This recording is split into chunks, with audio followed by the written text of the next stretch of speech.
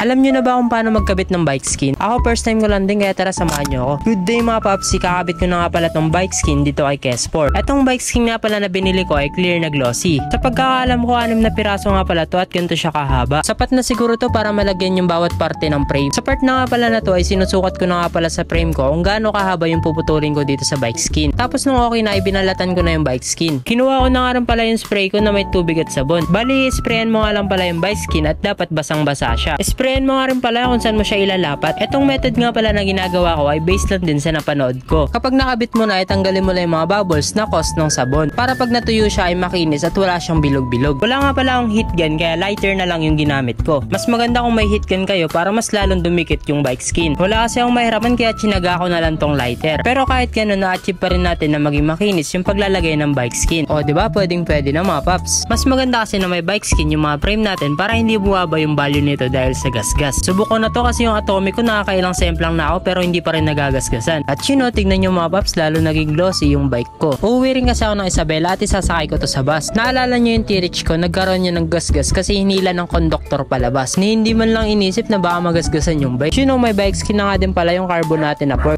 Wait, mukhang uulan na naman nata. O nga pala kung gusto nyo ng bike skin ay nandyan lang yan sa yellow basket. Ride safe palagi.